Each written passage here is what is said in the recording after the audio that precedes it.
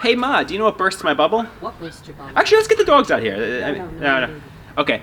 The coronavirus. It bursts everybody's bubble. Well, let the dogs out because they're very distracting. It bursts everybody's bubble. I mean, Andrew. so, I mean, obviously, do you feel like you're getting sick from the coronavirus? I do. I don't know why, but I've been sick for 10 days now, and I can't seem to get better. Do you think you actually have the coronavirus? I think I might have a mild form. I know back in January, I was the sickest I've ever been, and with flu-like symptoms, and it was really intense for 3 days. It was, like I said, it was the sickest I've ever been in my life. At the time, I wrote it off as the flu, but I should really check to see if I have coronavirus antibodies in my system because... I think that they want to do that at some point. They want to have people take their blood and they want to check to see if they have it, especially if they've had it and it's passed. Right. I know so many people aren't doing well from the social isolation and quarantining. I mean, obviously this is an adjustment for so many people, right? Yeah, like people that are used to getting out every day, taking their walk, having their tea, going to Dunkin' Donuts. If they can't do that, it's almost like this is now we're 15 days into the social quarantine. I know. I mean, but for me, I've had years of social isolation and alienation, and for me, it's really not much of an adjustment. Obviously, in the past, I was going to the Psychosocial Clubhouse in New York City and was making progress since August with the social life.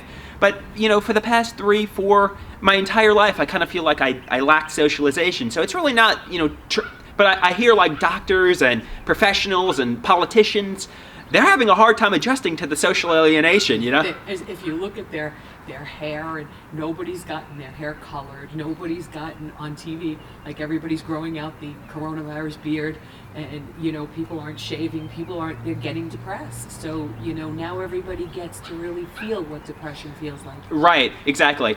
And I mean, we have a lot of celebrities, and I know we talked about this in a previous video, like Arnold Schwarzenegger smoking his cigar in his jacuzzi, saying self-quarantine everybody. It's annoying. It kind of shows how out of touch celebrities and the rich and famous are.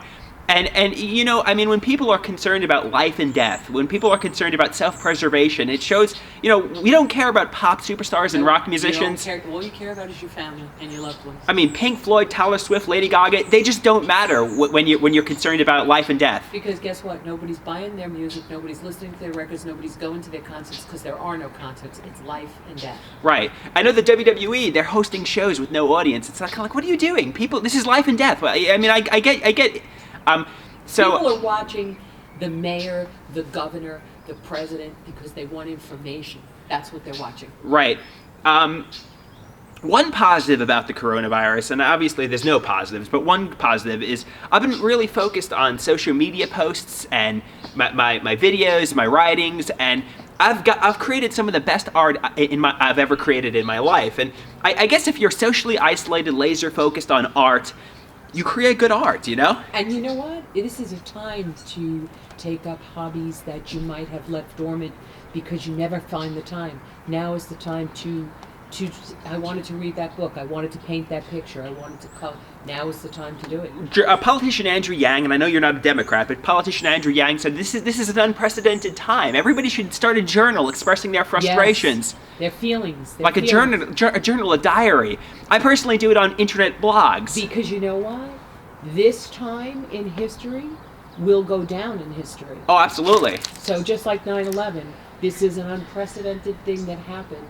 So journals and blogs and thought processes of day-to-day things that are happening, even pictures, like taking a picture of a store shelf completely empty, taking a picture of people with masks on, the whole city trade empty, like saving all these pictures and diarying them will become worth something someday because this is going to go down in history as a time. Oh, right. And I mean, I know so many people want that like iconic picture, and everybody, has a smartphone nowadays. So everybody's taking photographs of empty shelves or people in masks.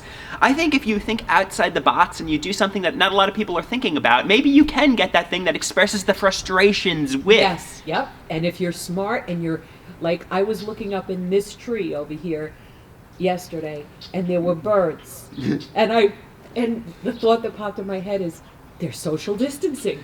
I mean, it was a silly thought. Right. But that is the new buzzword, social distancing. Social distancing. So the birds were social distancing. Right. And I mean, that came into my head. So, all these things are going to be something that your cousin and her fiance got married yesterday before they closed the borders of Maryland. Right. So that'll be a story for their ages. For their grandkids, Yeah, their grandkids. That they closed the borders of Maryland when, we got married. So, That is what it is. and that is what it is.